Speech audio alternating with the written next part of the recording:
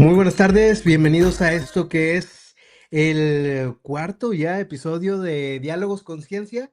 Yo soy Miguel Ángel Pequeño y el día de hoy tenemos un tema muy interesante, un tema muy actual y que yo creo que también tiene gran relevancia porque se tocan puntos importantes para individuos de los cuales a veces no nos preocupamos tanto, pero que sí están muy relacionados con todo nuestro entorno. Estamos hablando de la fauna y de los bosques urbanos. Vamos a hablar el día de hoy. El tema es bosques urbanos como refugio de la biodiversidad para la fauna silvestre. Y en esta ocasión tenemos varios invitados especialistas en el tema y les vamos a ir dando entrada de uno por uno, pero también les recuerdo que estamos totalmente en vivo y que pueden escribir sus comentarios, sus dudas, sus preguntas, sus inquietudes, todo lo que ustedes quieran preguntar a estos expertos y especialistas, perdón. Estamos completamente en vivo, así que lo pueden hacer. Pueden dejar aquí en la cajita de comentarios la pregunta y se los vamos a hacer con todo gusto y al aire. Bueno, sin más preámbulos, vamos a arrancar y le damos la bienvenida al primer invitado. Él es Carlos Antonio Ríos Saldaña. Él es del Centro de Estudios e Investigaciones Interdisciplinarias. Bienvenido, Carlos, ¿cómo estás? Muy bien, muchas gracias por la invitación, Mike. Es un gusto estar aquí. No habíamos coincidido, hablábamos ahorita fuera del aire que hace un par de años tuvimos una pequeña interacción para ver si lográbamos una entrevista de este estilo. Mira, ya por fin lo logramos. Eso es, así es. De tarde, pero seguro. Tarde pero seguro, exactamente.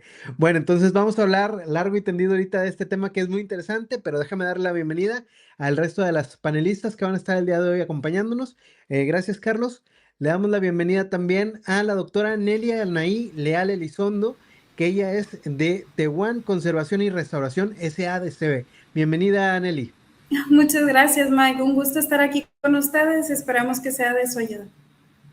Claro que sí. Con Nelly también tenemos gran cercanía porque también es egresada de la Facultad de Ciencias Forestales de la Autónoma de Nuevo León. Entonces hemos trabajado y colaborado de la mano y pues es un gusto y un honor que estemos compartiendo las cámaras y micrófonos de Podcast Conciencia, al igual que con todos sus compañeros. Bienvenida, Nelly. Gracias, el placer es mío. Vamos a darle la bienvenida también a Vania del Carmen González Moreno. Ella es de la Facultad de Ingeniería y Ciencias de la UAT, a quien también a todas las personas de la UAT les mandamos un fuerte y caluroso saludo. Bienvenida, Vania, ¿cómo estás?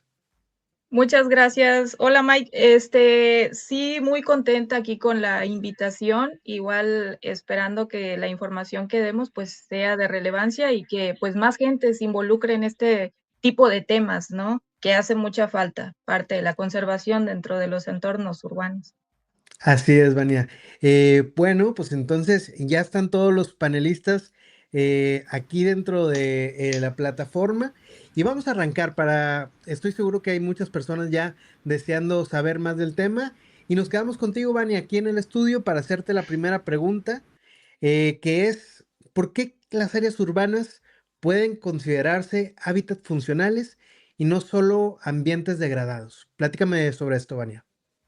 Híjole, bueno, realmente los entornos urbanos, pues sí, realmente es eso, ¿no? Son áreas donde se ha perdido vegetación, por ejemplo, estamos hablando de degradación y fragmentación ambiental. En este caso, cuando comienzan los estudios, yo, bueno, desde lo que tengo uso de razón, desde hace como algunos 25 años se comenzaron algunos estudios en entornos urbanizados y pues a lo mejor se consideraba que no había gran cosa porque a simple vista no se miraban que tuvieran tantas especies. Entonces, eh, se dan cuenta en estos estudios que efectivamente sí hay como tal una diversidad de especies y que muchas de ellas, por ejemplo, dependen de los recursos que hay para su alimentación, para refugio y para la parte de la reproducción. Y estamos hablando que estas áreas, pues básicamente son desde manchas urbanas, por ejemplo, estamos hablando de camellones, arbolado, jardines, campus universitarios con algo de jardinería, y estas áreas por lo regular ofrecen recursos a un número de especies como tal. Entonces, estas áreas toman relevancia, por ejemplo, cuando se comienzan a hacer más estudios ecológicos como tal. Muchos de estos pues comenzaron en la parte de Ciudad de México, bueno, de los que yo tengo registro comenzaron en Ciudad de México y luego de Sí. ahí empezaron a hacer réplicas en diferentes partes de la República.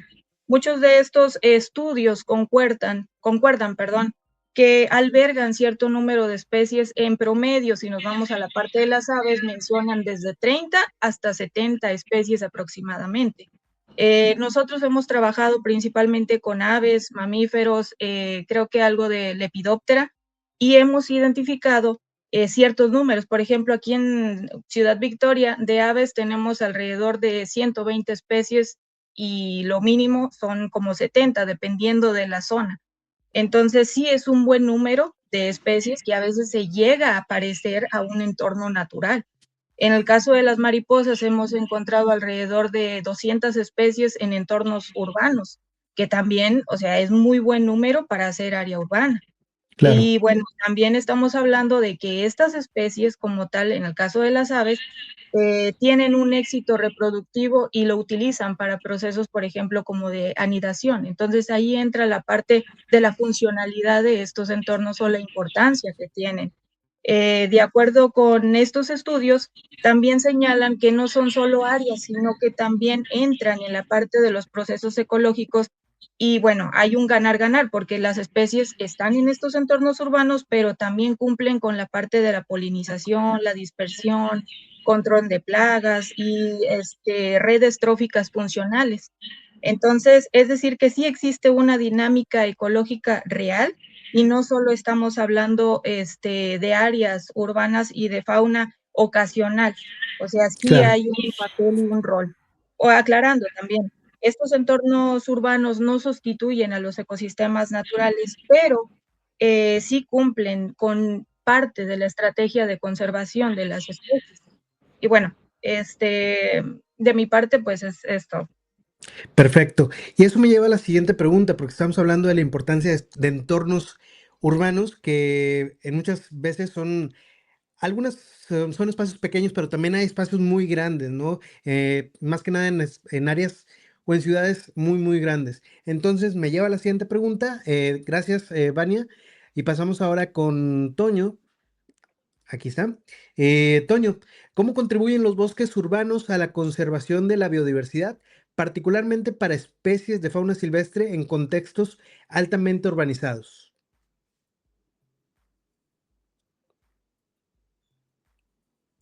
¿Me escuchas, Toño? No te escuchaba, pero ahora te escucho. Vale, vale. Sí, Adelante. sí. Sí escuchaste la pregunta, ¿verdad? No, ¿me la puedes repetir, por favor? Ah, claro, sí, con todo gusto. Te preguntaba que cómo contribuyen los bosques urbanos a la conservación de la biodiversidad, particularmente para especies de fauna silvestre en contextos altamente urbanizados. Ah, ok, sí. Gracias, Mike. Sí, los bosques urbanos contribuyen, como ya se mencionaba antes, a la conservación de la biodiversidad, porque aunque estén dentro de ciudades que estén muy transformadas, pueden funcionar y funcionan como parches de hábitat, sitios de refugio, áreas de alimentación, incluso en algunos casos pueden funcionar como corredores biológicos o favorecer esta conectividad para la fauna silvestre. Y es una realidad que esta urbanización reduce la riqueza de especies en términos generales y se ha visto que favorece algunas especies generalistas. Pero esto no significa que toda la ciudad sea, o la podamos considerar como ecológicamente inviable. De hecho, hay evidencia reciente que muestra que los bosques urbanos pueden sostener comunidades animales relevantes, Ujú. aunque su composición y su funcionalidad dependen mucho de la calidad del hábitat y del contexto del paisaje en estas áreas urbanas. De hecho, en un estudio que se realizó en un bosque urbano más grande de México, subrayan los autores que la diversidad en estos bosques urbanos está fuertemente influenciada por la calidad de hábitat y entender esto pues nos da herramientas clave para poder manejar estas especies. Ahora, en particular, los bosques urbanos son importantes para aves, para mamíferos pequeños, murciélagos, especies polinizadoras e incluso otros grupos que logren aprovechar estos recursos que están presentes dentro de una ciudad. Y estos recursos de los que hablamos incluye, por ejemplo, cobertura vegetal, Ujú, el tipo de estratificación del dosel, es decir, que tengamos árboles, arbustos medianos, chicos, etcétera, las ujú. flores, los frutos, los insectos asociados a esta vegetación, simplemente proveer sitios para el descanso o la anidación de la fauna.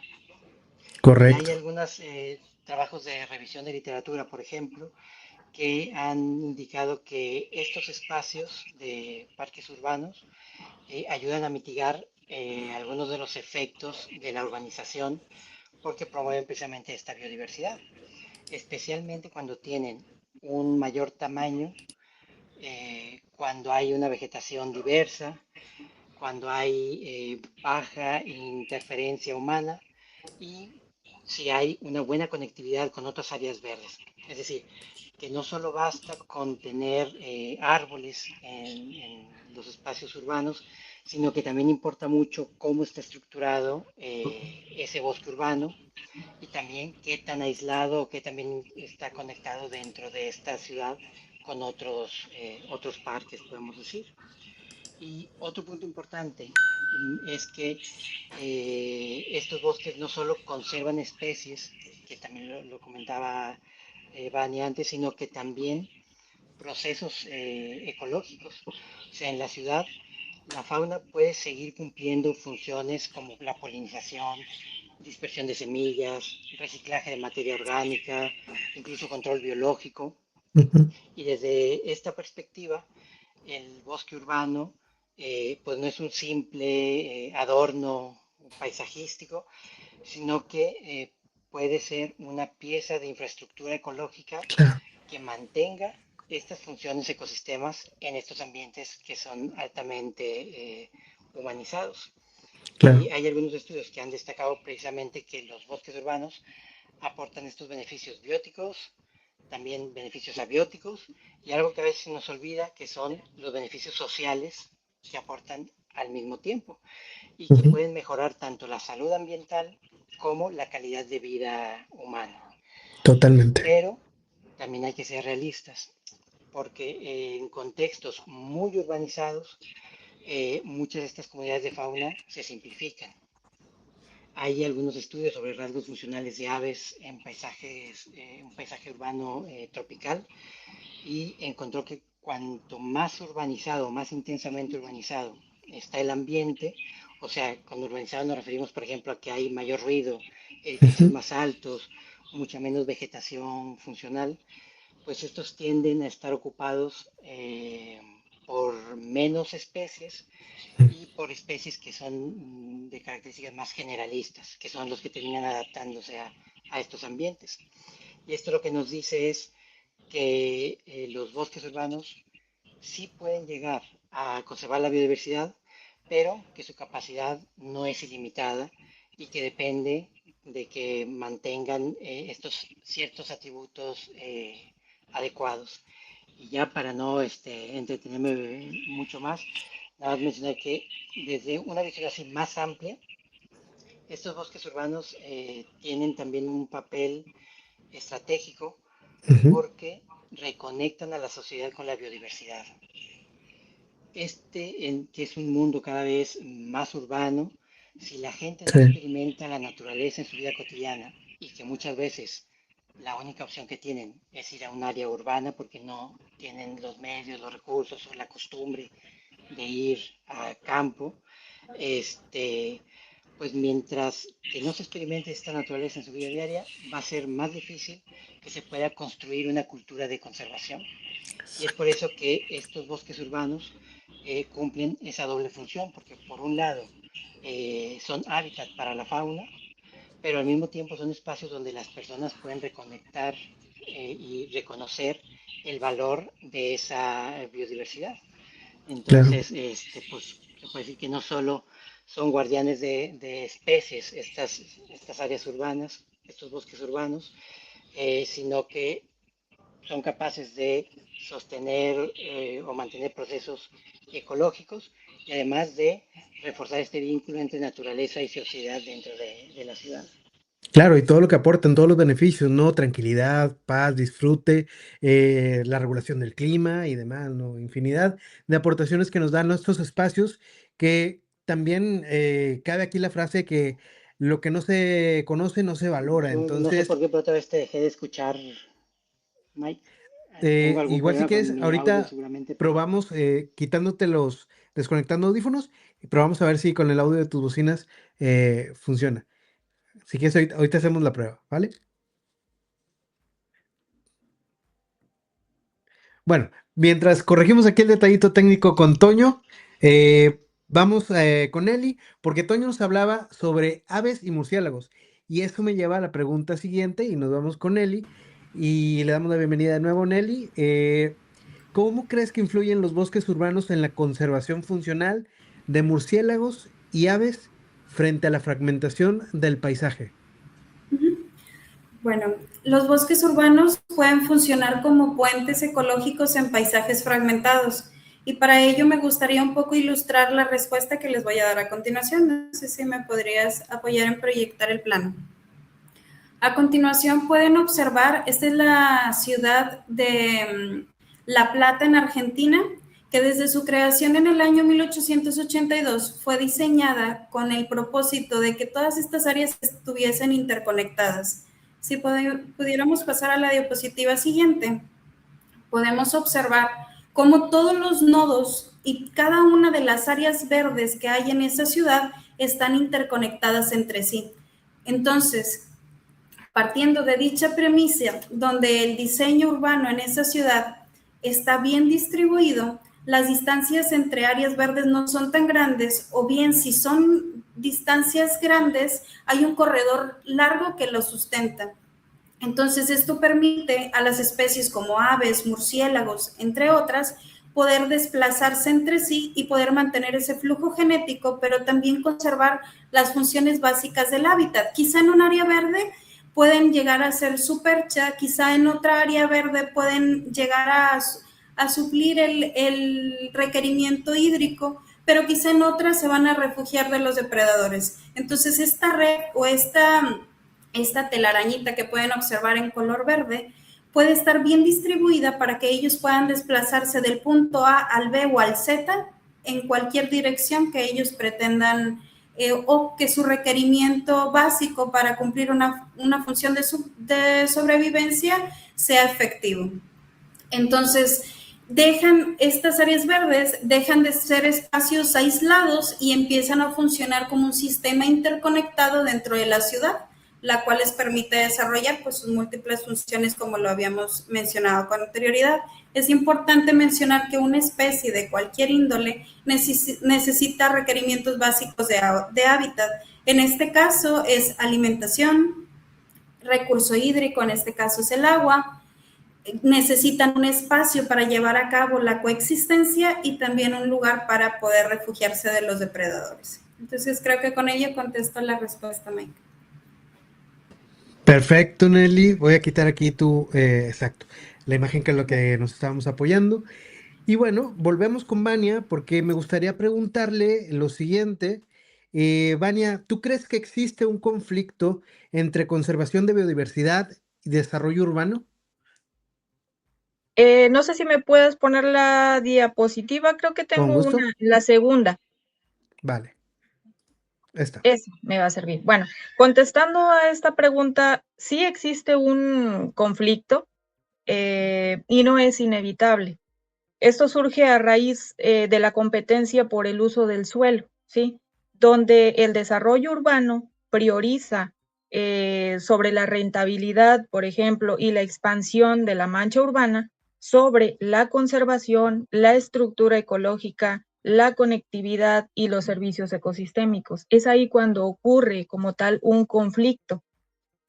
También, bueno, este conflicto ocurre con el cambio de uso de suelo, que es la primera fase, donde hay remoción de la parte de la vegetación y queda al descubierto pues el suelo, ¿no? Ya sin nada de vegetación. Y es ahí donde se empiezan a ver problemas para la fauna como tal, porque pues ella a final de cuentas depende de este recurso que viene siendo la vegetación. La reducción de los parches que a veces también quedan muy dispersos unos a otros y se genera un aislamiento. El aislamiento como tal sí se genera en una problemática más para algunas especies que son de movilidad o de traslado lento. Por ejemplo, en el caso de las aves, algunas especies voladoras, murciélagos también, posiblemente no se vea tanto el problema, pero si hablamos, por ejemplo, desde lagartijas, serpientes, roedores, algunos marsupiales, por ejemplo, que son de movilidad más lenta, sí se genera un problema para trasladarse de parche en parche. Y bueno, a raíz de esta pregunta también surge otra pregunta, que es si la conservación y el desarrollo entonces realmente son incompatibles, y no necesariamente. Todo depende del modelo de crecimiento urbano, donde puede existir un modelo expansivo y desordenado o puede ser compacto y ordenado. En el caso del expansivo y desordenado, pongo mi ejemplo de aquí de Ciudad Victoria, que bueno, ya la literatura lo maneja así como una ciudad con crecimiento desordenado, porque a comparación ahorita de la doctora que manejaba cómo estaba diseñada la ciudad, en este caso Ciudad Victoria no tiene un orden como tal. A veces simplemente hacen el cambio, la modificación y omiten esa parte de conservar o dejar áreas verdes.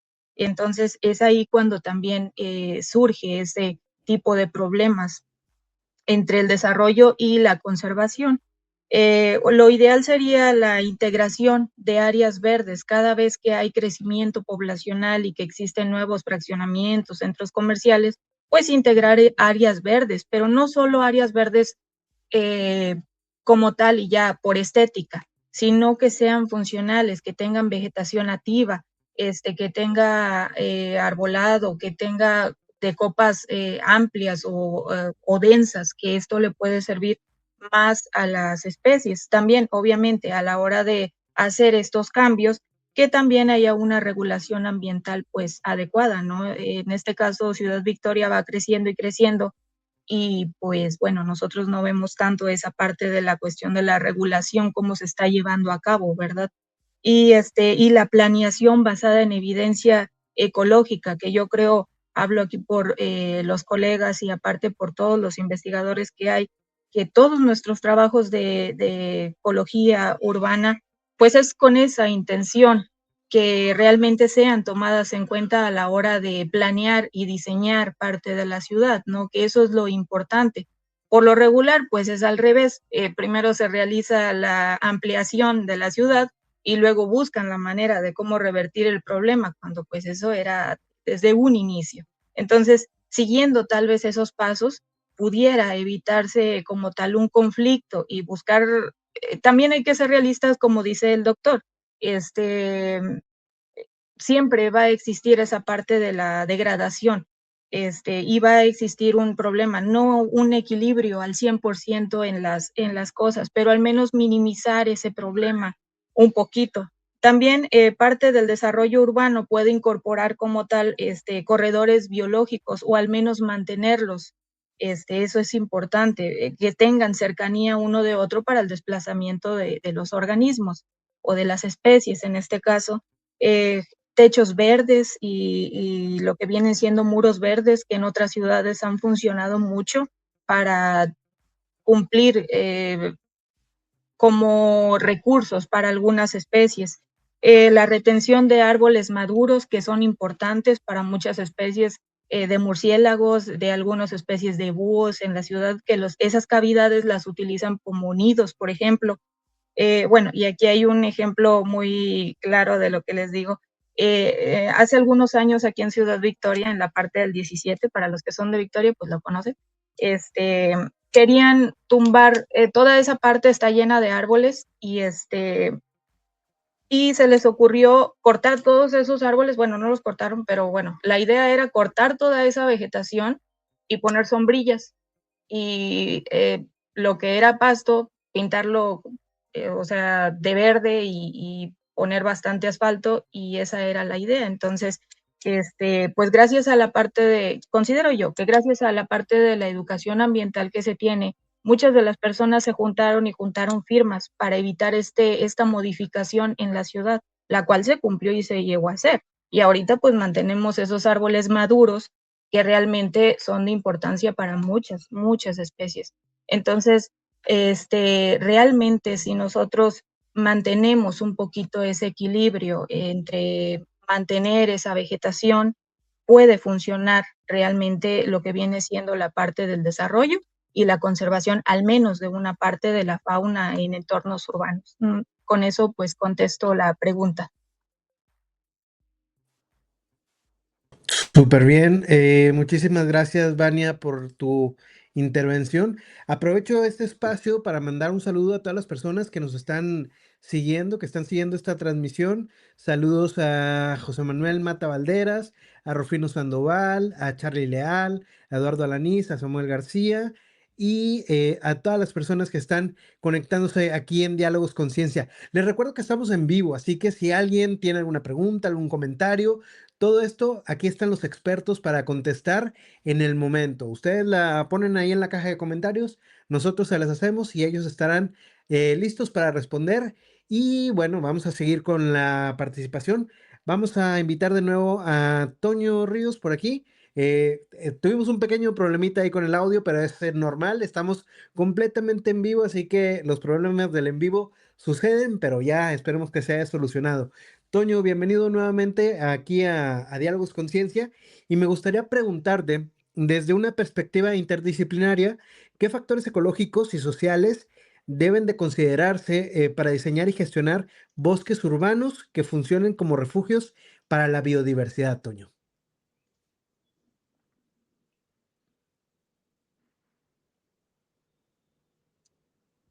Hay un pequeño delay, yo creo, por ahí.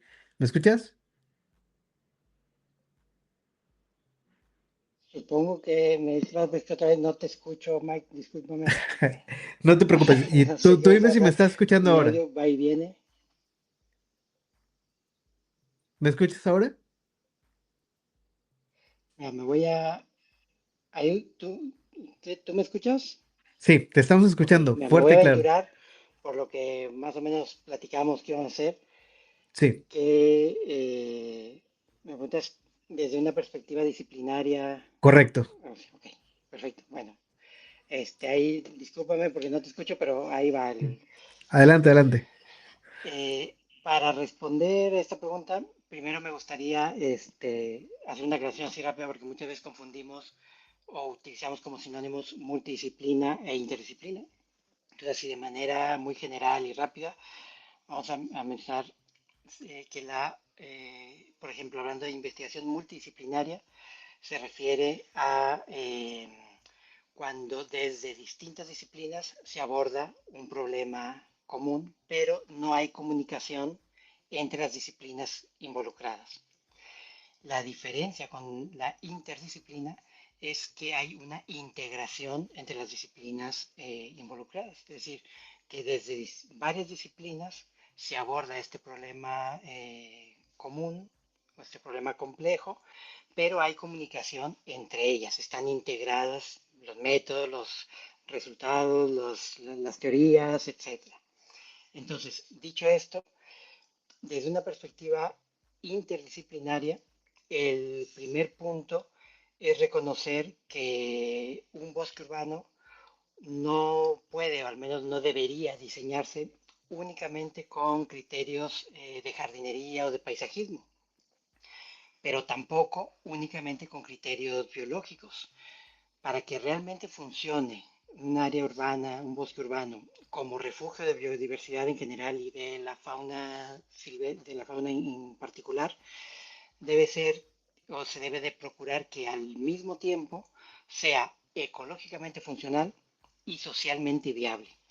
Esto nos obliga a integrar ecología, urbanismo, arquitectura de paisaje, incluso gobernanza y ciencias sociales. Hay que integrarlas, no basta con que cada quien desde su trinchera aporte soluciones.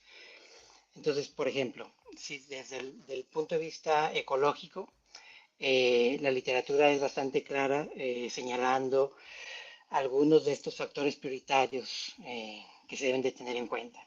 Los parques y los bosques urbanos tienden a favorecer más biodiversidad cuando tienen un mayor tamaño, sus formas son menos fragmentadas, tienen una vegetación diversa y estratificada, cuenta con árboles maduros, como se comentaba hace un momento, hay una menor interferencia urbana y hay una mejor conectividad, que yo creo que en esto estamos coincidiendo todos. Una revisión reciente, por ejemplo, identificó precisamente 5 grupos de factores que influyen en el desempeño de la biodiversidad. Tamaño y forma del parque, la composición vegetal, componentes artificiales, patrón de paisaje, uso de suelo circundante.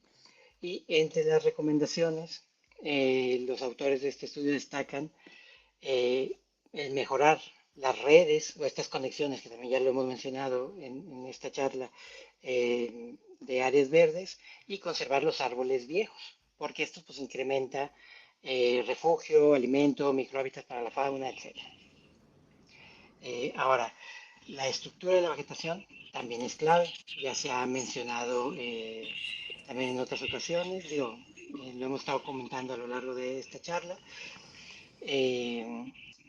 y también la composición importa, es decir, si se usan especies nativas o al menos menos especies que aporten recursos, o al menos algunas especies que aporten recursos ecológicos para las especies o para la fauna local, suele ser preferible esto a diseños que sean puramente ornamentales.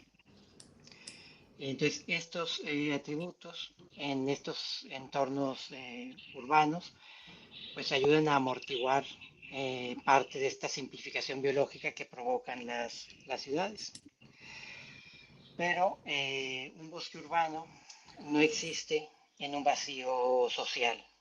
O sea, tiene que ser aceptado, usado y valorado por la población. Y aquí es donde entran factores como la percepción de seguridad, de orden visual, accesibilidad, multifuncionalidad, que se haya actividades de educación ambiental o que haya educación ambiental en la sociedad. Y también esto favorece que se acepten estas intervenciones de conservación. O sea, hay otro estudio reciente sobre percepciones sociales en parques urbanos y estos autores encontraron que para mejorar la conservación no basta con introducir más complejidad ecológica. También hay que considerar cómo perciben los usuarios la densidad vegetal, la funcionalidad del espacio y la diversidad funcional vegetal, porque esto pueden ser muy positivas. O sea, tomar estos factores sociales en cuenta son muy positivos, pero deben de integrarse en los diseños para que se pueda respetar otros usos del parque y estas percepciones sociales, porque si no consideramos esto, puede haber un rechazo de esta especie, de este diseño del área verde.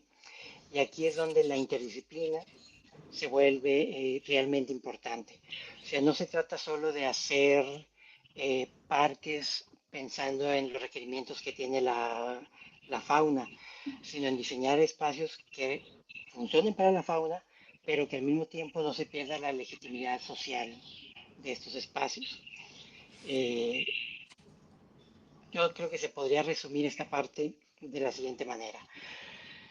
Para que un bosque urbano sea un refugio de biodiversidad, debe tener buena calidad ecológica, por supuesto, pero el tamaño, conectividad, complejidad vegetal, baja perturbación en caso de ser posible, etc. Pero también debe estar inserto en un diseño que sea socialmente aceptable, pero también que sea políticamente gobernable. si ignoramos esta dimensión social, el espacio puede ser, aunque fuera ecológicamente ideal, podría ser inviable en la práctica. Entonces, si ignoramos, por otra parte, si ignoramos la dimensión ecológica, pues podríamos tener un espacio muy agradable para las personas, pero débil como el hábitat. Entonces, parte de este reto, como mencionaba mi compañera antes, es desde el punto de vista interdisciplinario, el reto consiste precisamente en poder equilibrar estas dos dimensiones, la ecológica y la social. Ya, perfecto. Muchísimas gracias, Tonio. Y eso me lleva a la siguiente pregunta y le damos el paso a Nelly aquí en la pantalla, porque Toño nos hablaba sobre factores ecológicos y sociales para que funcionen estos espacios. Pero, ¿qué características estructurales tienen que tener para que realmente funcionen como un refugio de biodiversidad y no solamente como lo que decía Toño ahorita, un área verde ornamental que no tenga este otro beneficio tan importante? Sí, bien. Si partimos del principio en el que un bosque urbano funcional no es solo vegetación, sino más bien un sistema ecológico con estructura y procesos complejos, entonces deberíamos ver un poquito más allá y romper el paradigma tradicional que tenemos de las áreas verdes urbanas. ¿A qué voy con esto?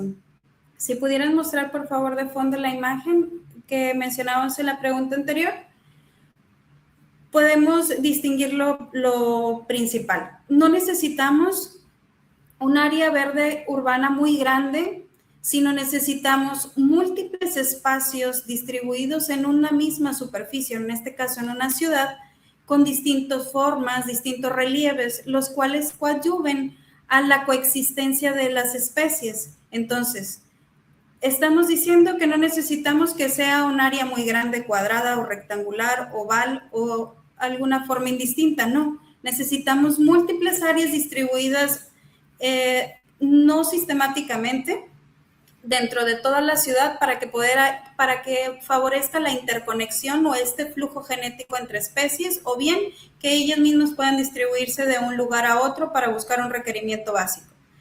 Pero también necesitamos una estructura, en este caso la estructura de la vegetación. No solamente necesitamos árboles muy grandes para poder tener especies como aves, murciélagos o algunas otras aledañas o con afinidad a este tipo de refugios, sino que también necesitamos otros estratos como estrato medio, como son las arbustivas, o estrato bajo, como son las herbáceas, para poder que múltiples especies o de distintos grupos faunísticos puedan albergarse en ella y puedan fungir ese papel ecológico que tienen de coexistencia. Entonces, ya llevamos 2 puntos importantes: los tamaños, las formas, pero también los estratos de vegetación que vamos a tener dentro de estas parques, plazas o camellones. Claro que siempre vamos a buscar el factor social, porque en un camellón claramente no vamos a poner una especie muy grande que va a entorpecer la vista de un conductor, pero sí podemos escoger aquella especie que bajo su requerimiento ecológico pueda fungir un papel de sombra y embellecimiento al camellón de la ciudad, ¿no? Otro punto importante, y que ahí va el comentario anterior, es la composición. ¿Cómo elegir qué especie es la que realmente vamos a colocar en nuestras áreas verdes urbanas? Pero principalmente es conocer qué especies son nativas de nuestra ciudad. Entonces, desde ahí va, y es la premisa para cualquier programa de reforestación. ¿Cuáles son nuestras especies nativas? ¿Qué requerimientos ecológicos necesitan esas especies para poder sobrevivir y llevar a cabo un funcionamiento bueno en el hábitat donde las vas a colocar, y que tampoco a nosotros como gestores de proyectos nos salga contraproducente el hecho de invertir más para que esa especie pueda estar fungiendo o pueda sobrevivir en ese hábitat? Entonces, vámonos desde lo básico, vamos a especies nativas. Entonces, recapitulando un poquito, volvemos a la premisa de no se necesita un área verde grande, sino múltiples áreas verdes de distintos tamaños y formas que tengan distintos tipos de estructura herbácea, arbórea y arbustiva, y que tenga una composición de especies nativas para que el requerimiento que necesiten para sobrevivir en la ciudad sea lo mínimo posible y puedan llevar a cabo la función de cumplir con los requerimientos básicos para que una especie pueda subsistir. Como lo habíamos visto anteriormente en la pregunta pasada, se los mencioné: agua, espacio, alimentación y un lugar para coexistir y refugiarse. Entonces, si vemos la imagen de este plano, podemos observar que en el área núcleo de la ciudad encontramos áreas verdes tal vez de una dimensión un poco menor o tal vez posicionadas de tal manera que todas pueden ser interconectadas. Pero ¿qué pasa con las áreas que quedan en la perimetría de la ciudad? ¿Estas áreas tienen las mismas especies que están en el área núcleo de la ciudad? Realmente no. ¿Y cuáles son los retos que van a enfrentar la sociedad para poder coexistir junto con ellas? Entonces ahí entra un papel muy importante. Generalmente las industrias se encuentran ubicadas en la perimetría de las áreas urbanas. Entonces estas industrias mantienen áreas verdes urbanas para cumplir tanto sus requisitos ambientales como para poder favorecer el medio ambiente del que están de alguna u otra forma impactando.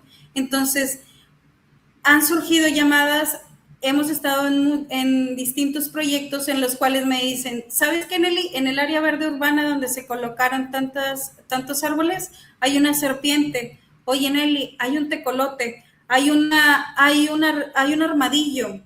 Entonces, ¿qué pasa con la sociedad en estos casos?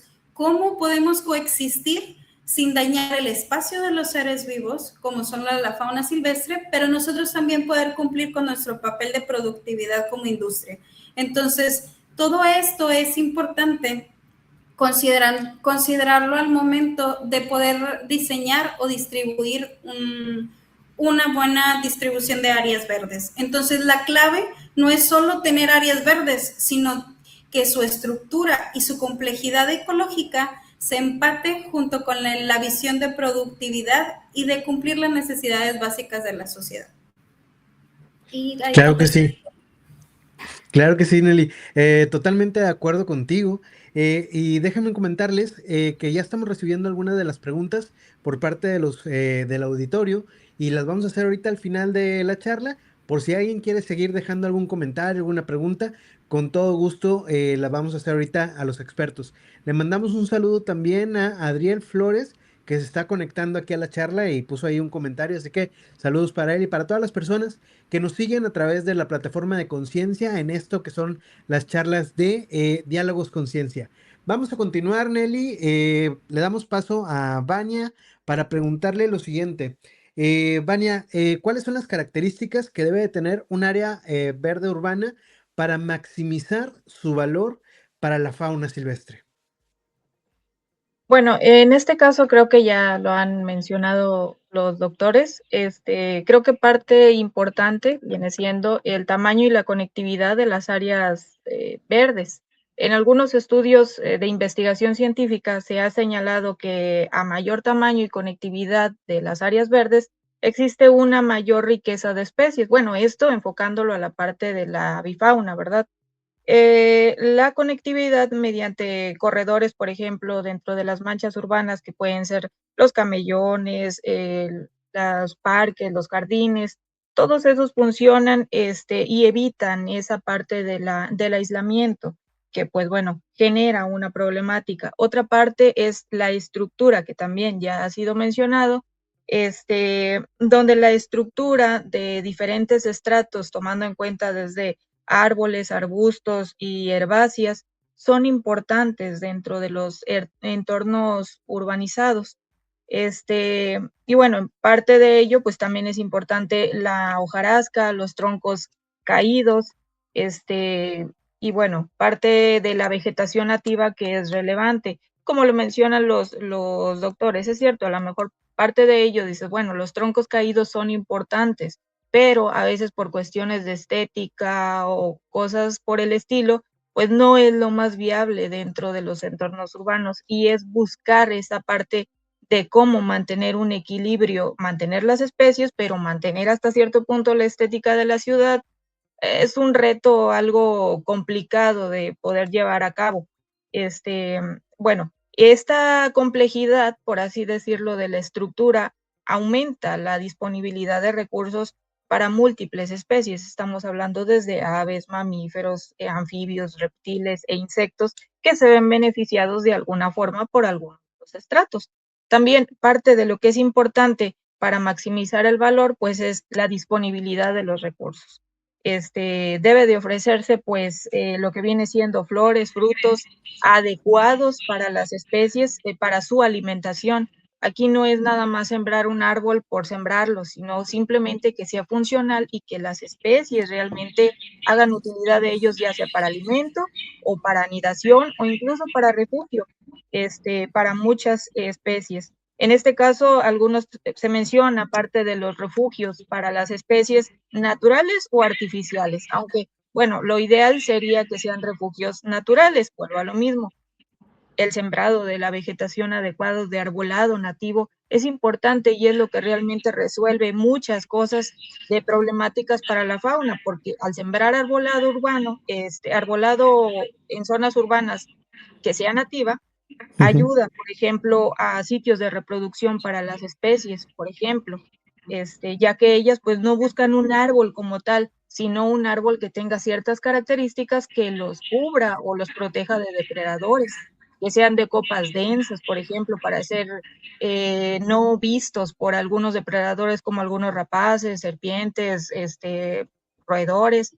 Entonces, esa parte es importante como tal. Y bueno, hago paréntesis en algunas cosas de las cuestiones urbanas porque esto, por ejemplo, bajar el nivel de perturbación es complicado porque viéndolo en el caso de, por ejemplo, reducir la iluminación, la luz nocturna que puede afectar el comportamiento de las especies. Hasta cierto punto es un arma de doble filo porque, bueno, México sin luz en la noche es Ya, complicado. sí, Entonces, no es como lo más recomendable en pero algunas sí, situaciones. pero si nos vamos, por ejemplo, según en algunos artículos científicos, señala que puede cambiar el comportamiento de que algunas especies o son juveniles o con la luz Ah, cantan en la noche. Entonces, eso altera un poco el comportamiento. Es complicado bajar esa parte. Otra es, por ejemplo, el control del ruido y el tránsito intenso de la urbanización. También es complicado y no se puede. Pero algo que puede minimizar, hace algunos años nosotros trabajamos lo que viene siendo el nivel del ruido en función a la riqueza y diversidad de aves. Y hicimos 3 sitios, uno con niveles altos de ruido, nivel medio y bajo. En este caso, encontramos que los niveles altos de ruido bajaban la riqueza de especies, el intermedio, pues mantenía una riqueza más o menos, y los niveles bajos de ruido tenía una alta diversidad. Pero encontramos, si nos vamos a una especie como el Icterus, en los 3 sitios, encontramos que cambia el comportamiento de acuerdo al ruido. Es decir, ese Icterus solo lo encontrábamos en donde era el ruido alto, solo lo encontrábamos alejado y solo en las copas de los árboles, no bajaba. Pero en el ok. sitio medio solo lo encontrábamos en la parte alta y sí bajaba al suelo, forrajeaba y subía. Y en el sitio donde el ruido era bajo, pues sí se encontraba realmente en el suelo, podía andar caminando y forrajeando en el suelo. Más Entonces cómodo. identificamos y leyendo un poco más sobre esto, identificamos que la vegetación con copas densas minimizaba un poco el ruido y eso Ujú. hacía que las especies puedan mantenerse o tolerar esos niveles altos de ruido. Entonces, en áreas muy, muy urbanizadas, con ruidos que pasan los niveles, por ejemplo, para la salud humana, que pues, está más relacionada a ellos, el sembrar ese tipo de arbolados con copas densas puede amortiguar y minimizar un poco el problema del ruido. Y eso ayudaría a mantener a cierto grupo de especies. Y bueno, otra parte que también es importante, que muchas personas no lo quieren ver, pero también es la regulación, o en este caso las mascotas, los gatos. Esta parte de los gatos, de acuerdo con literatura y artículos científicos, señalan a los gatos como la principal causa de mortalidad en el caso de algunas especies de aves. Después viene la colisión, luego contaminación y así diferentes problemáticas. Entonces, El mantener nuestras mascotas en casa, pues es lo ideal también para minimizar un poco este problema de cómo, en este caso, maximizar el valor de las áreas para las especies, pues es importante. Y bueno, haciendo resumen, realmente las áreas, para maximizar esta parte, lo ideal es el tamaño de la superficie del área verde, más la conectividad que puede haber entre estas secciones. La complejidad de la estructura más vegetación nativa también son puntos a favor. Y en este caso, los recursos y el agua también es importante para las especies. No solo se trata de áreas verdes, sino de diseño con criterio ecológico que puede Claro. ayudar a mantener esta parte de la fauna dentro de los entornos urbanos. Y bueno, de mi parte es todo. Fíjate cómo se va conectando todo lo que hemos estado hablando, tanto con Toño, con él y contigo, en un mismo, estamos haciendo un embudo de información muy importante y eso me gusta, yo creo que la gente también. Están llegando más preguntas, ahorita las vamos a hacer con todo gusto y ahorita ellos decidirán quién la contesta y a ver quién se la avienta, quién se la fleta. Pero por lo pronto vamos a continuar con más información. Gracias, Vania, ahorita volvemos contigo. Y le damos paso a Toño, volvemos con Toño.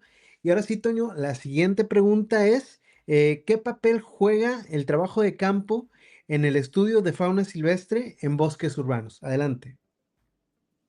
¿Sí se me escucha? Sí, perfecto, fuerte y Perfecto.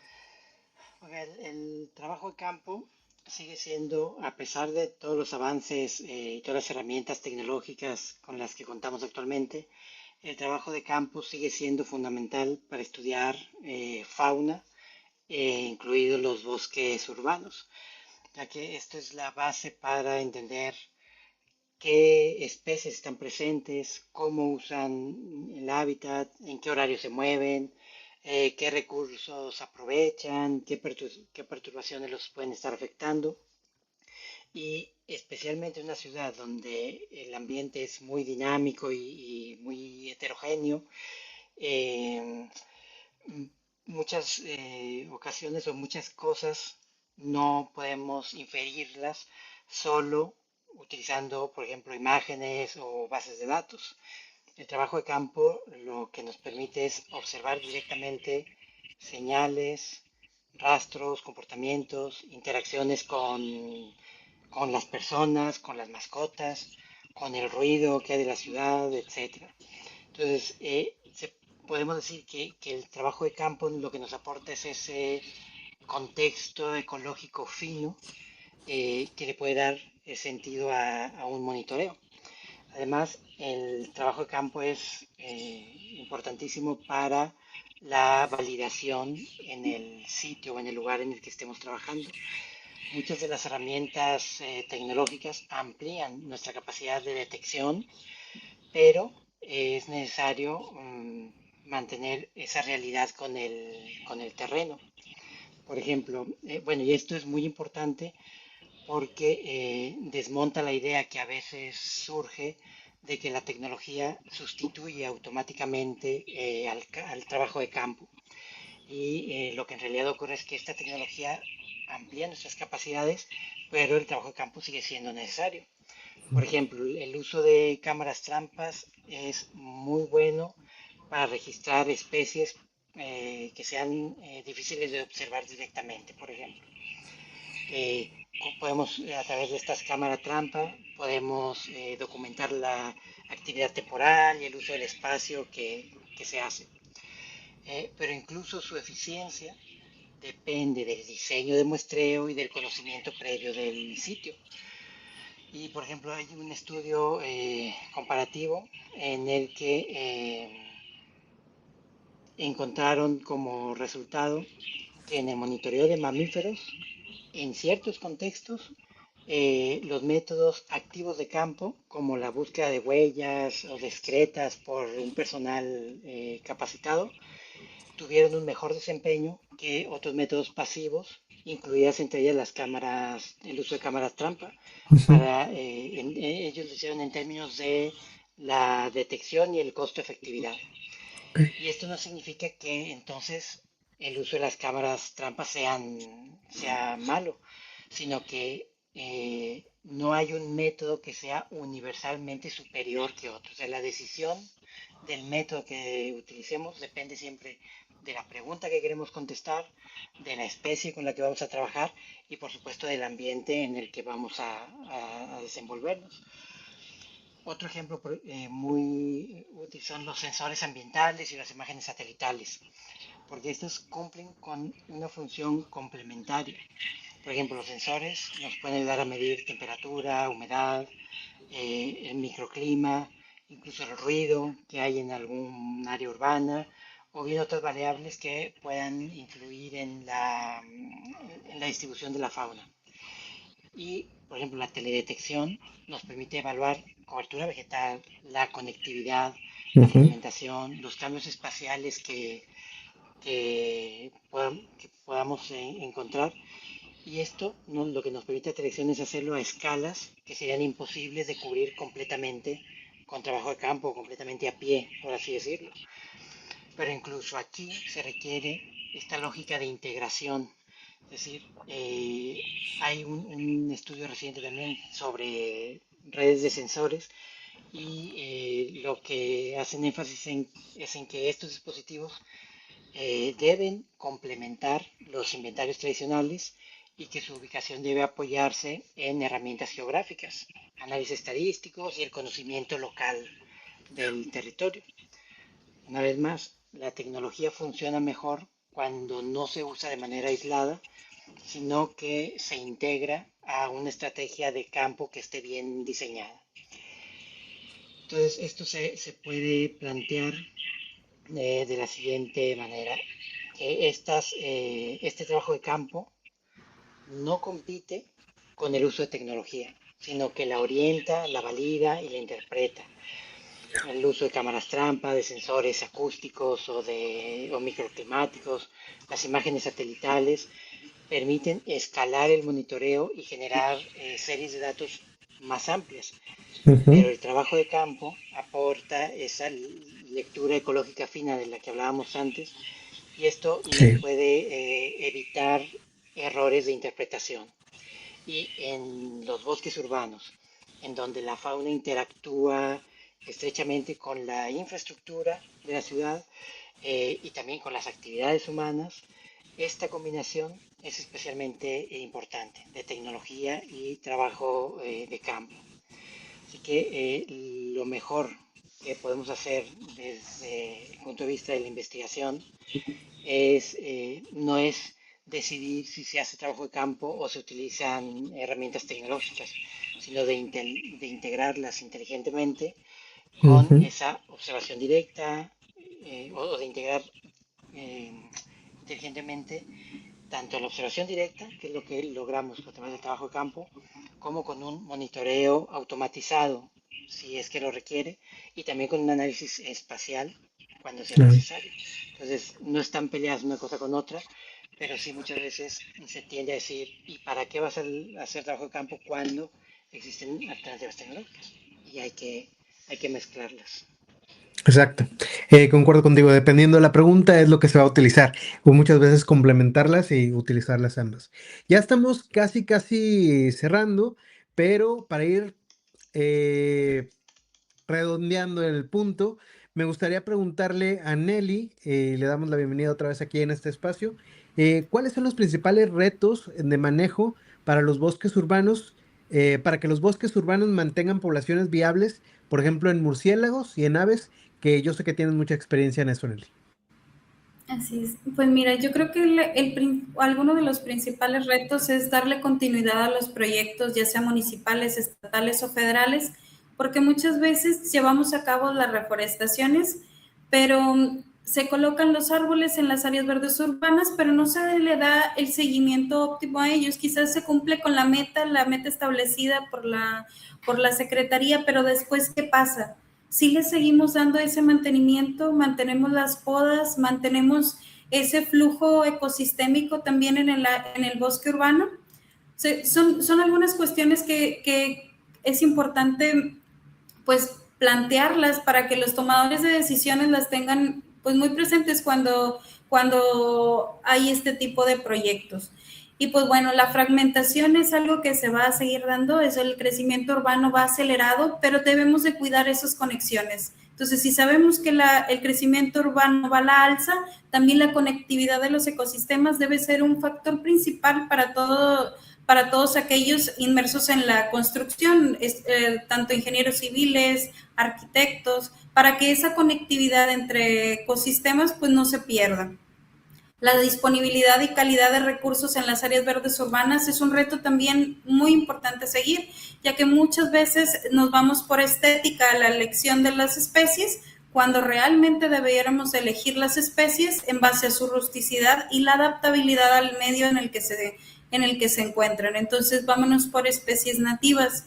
Otro reto importante es la mortalidad por infraestructura u obras de construcción.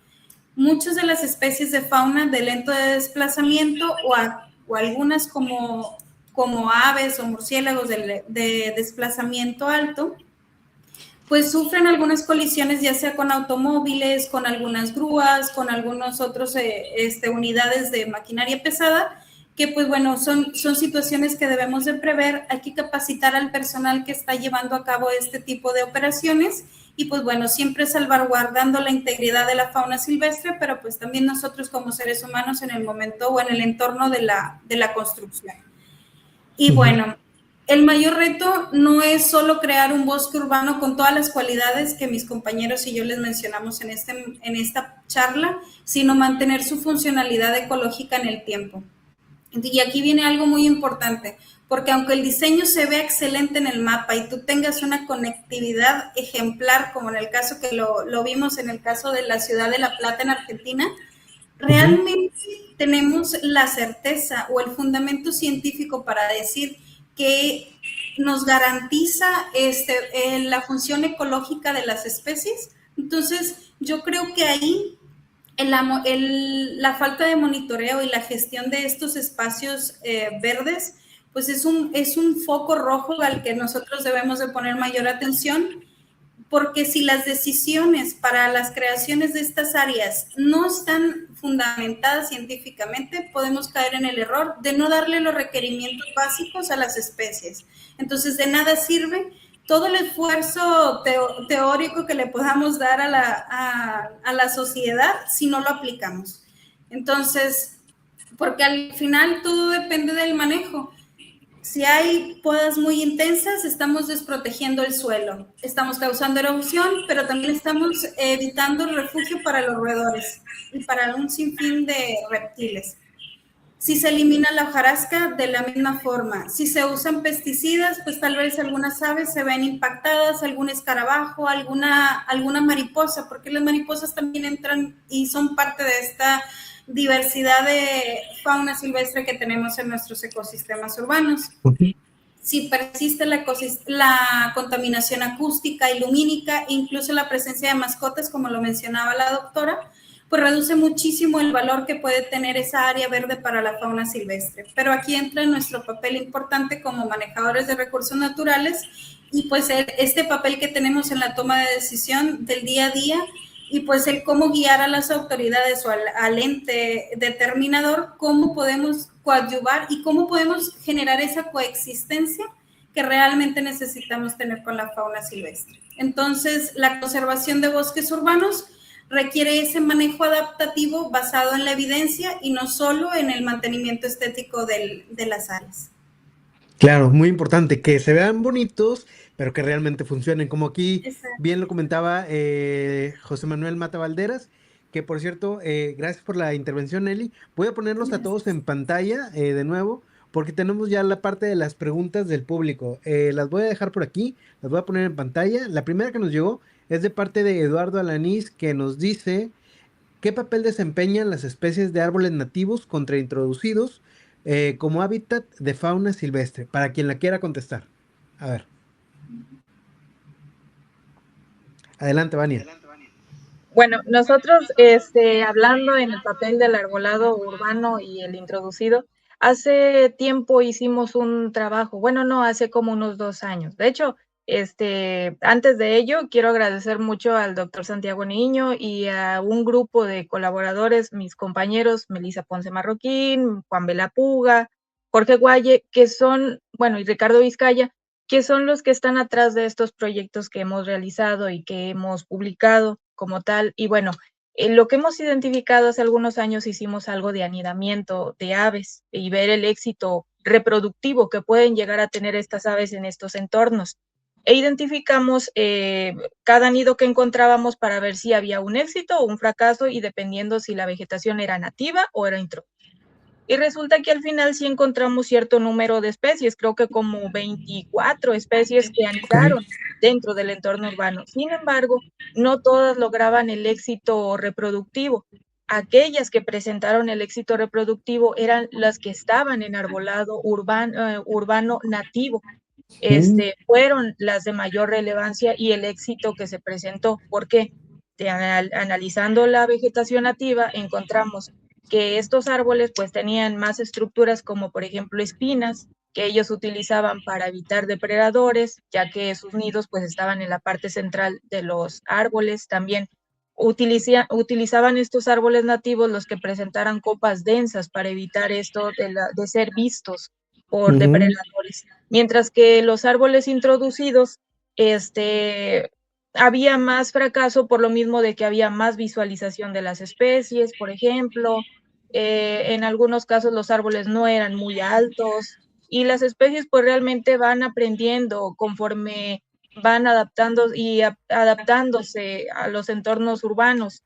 Entonces, sí encontramos mucha diferencia en la importancia de conservar este tipo de arbolado urbano porque tiene múltiples funciones. Y bueno, algunas de las especies también, como la paloma de ala blanca, trata de medio adaptarse a estos arbolados urbanos, pero a pesar de que el número de anidamientos es muy alto de esta especie, en este arbolado introducido no logra todavía mantener ese éxito como tal. Lo tiene también más en arbolado nativo. Entonces, es ahí la relevancia de plantear y de incorporar más bien en los entornos urbanos este arbolado como tal. Y bueno, analizar qué árboles son los de la región y ponerlos, porque también aquí en zona de gobierno tumbaron la parte del arbolado y pusieron nativo, pero pusieron quercus. Los quercus están ahí arriba, entonces de unos arbolitos súper pequeñitos hay una homogenización de biota impresionante. Y digo, bueno, híjole, está bien la intención, ¿verdad? Pero bueno, se sigue trabajando en ello. Y Es bueno, que es lo que yo digo, a ver, que se dejen ayudar tantito, que busquen la sí, literatura, que se acerquen a las universidades, que les pregunten a los expertos. Los expertos están más que contentos de colaborar, de participar, de aportar, porque al final de cuentas estamos hablando de recurso y recurso económico que es de la población, que es de nosotros mismos. Entonces, si en algo podemos meter las manos para que las cosas funcionen, pues yo creo que hablo por mí y creo que hablo por todos. Estamos más que complacidos y más que contentos de poder aportar nuestro granito de arena para que sea un éxito en todos los sentidos, que esté bonito, pero que esté funcional y que realmente el dinero pues se invierta para bien. Pero bueno, dejamos ahí la tarea para las personas de gobierno. Si nos están viendo, que sepan que estamos disponibles para apoyar, ¿verdad, Dania? claro que sí. Perfecto, muchísimas gracias. Ahí quedó la respuesta para Eduardo. Y la siguiente pregunta, vuelvo a poner a todos aquí en el panel, es de José Manuel Mata Valderas, que nos pregunta, ¿qué tanta disponibilidad de especies arbóreas y arbustivas y herbáceas, perdón, tienen los viveros, se los voy a poner aquí, para los diseños de los bosques urbanos? ¿Quién quiere responder esto? Nelly, adelante, Nelly. Sí, pues en este caso me ha tocado en múltiples proyectos en los que realmente buscas la legal procedencia de las especies que vas a utilizar para la reforestación. Entonces te piden que sea de un vivero con una UMA registrada, y en este caso vas, tocas la puerta y lo primero que te encuentras es que las especies que te está solicitando el resolutivo no se encuentran producidas en el vivero. Válgame. Entonces, vienen los principales retos, o a lo mejor hay algunas en alguna proporción, pero encuentra ahí empieza el trabajo de gestión y empezarte a mover por todos lados para encontrar esa producción que te está solicitando el requerimiento legal al final de cuentas. Entonces la disponibilidad en los viveros es escasa, pero yo creo que, por ejemplo, en los últimos 5 años se ha visto a la alza esta producción. Vaya, hace, yo creo que unos 8 años me tocó participar en un proyecto en el que buscábamos cierta especie, por ejemplo, anacahuitas de cierto diámetro, de cierta cobertura, y no las encontrábamos. Ahorita es un poquito más fácil encontrarlas, pero es un reto su producción, el conocer cómo realmente llevar a cabo esa, la germinación de las especies de matorral. Y pues bueno, yo creo que aquí hay muchos en la audiencia que no me dejarán mentir, que han estado haciendo pruebas y pruebas y pues bueno, va incrementando la participación de muchas sociedades, muchas SADCB en la producción de este tipo de plantas. Pues esperemos que sea, que poco a poco vayan encontrando más disponibilidad de este tipo de especies, porque es eso, o sea, la misma ley lo está poniendo y te están pidiendo especies nativas, pero bueno, yo sé que los árboles no nacen de un día para otro y que hay que esperar. Esperemos que ya los viveristas estén echándole ahí todos los kilos para tener la producción lista en breve y que pues se puedan cumplir los objetivos finales de los proyectos de arbolado urbano en base a las exigencias tanto de gobierno, pero también a la funcionalidad y a todo lo que hemos estado platicando a lo largo de esta charla tan interesante. Gracias a Eduardo Alanís por este comentario, lo ponemos aquí en la pantalla. Gracias a todas las personas que se han estado sumando y voy a volver a ponerlos a todos aquí en el panel para agradecerles la participación. Nelly, Toño, Vania, muchísimas gracias por su tiempo y disposición para realizar este cuarto episodio de Diálogos Conciencia. Y ahora les quiero preguntar algún contacto, correo o algo por si alguien tiene dudas, se quiere acercar con ustedes y preguntarle algo que haya quedado en el tintero, algo o no sé, sobre los papers que han estado platicando. ¿Cómo se pueden poner en contacto con ustedes? Empezamos con Nelly. ¿Me puedes dejar tu correo o alguna forma de contacto, por favor? Sí, mi correo electrónico es leal.e.nelly@gmail.com y pues bueno, por medio de Facebook como Nelly Leal, para servirles. Perfecto, Vania. Bueno, mi correo es mantis@outlook.es. Estoy aquí en Facultad de Ingeniería y Ciencias. Igual también está el research por si quieren checar algunos artículos que tenemos relacionados.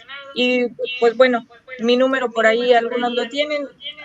Ahí igual, por ahí podemos estar en contacto. Perfecto, si no, que te escriban directamente ahí al correo, que te busquen ahí en las redes y estoy seguro que ahí los podrás atender.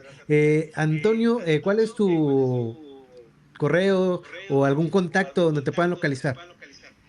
Sí, claro. Mi correo es antonio-medio-ríos @uadc.edu.mx. Y estoy en el Centro de Estudios e Investigaciones Interdisciplinarios de la Universidad Autónoma de Coahuila. Entonces también por ahí, que las siglas son CEI, CEII. Entonces también pueden buscar por ahí las redes del CEI, la página del CEI, y también por ahí pueden contactarme.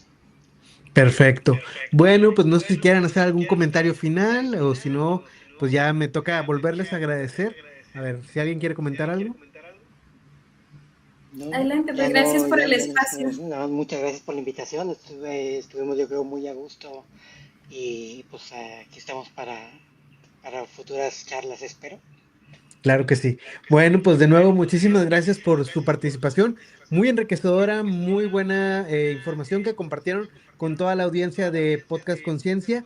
No me queda más que despedirnos y gracias también a todos los que estuvieron participando, dejando los comentarios y haciendo las preguntas aquí en las redes. Les recordamos que estos espacios están realizándose más o menos una vez o 2 veces al mes, así que bien atento de las redes de Podcast Conciencia porque esperemos tenerles más diálogos con ciencia, con temas muy interesantes y con expertos como nuestros panelistas del día de hoy, también altamente calificados. Muchísimas gracias chicos y a todos los que nos vieron, Les recuerdo que el video se queda aquí guardado por si lo quieren compartir, nos ayudarían bastante, ¿vale? Yo soy Miguel Ángel Pequeño y un gustazo participar en esto que es Diálogos Conciencia. Hasta luego, gracias. Hasta luego. Adiós.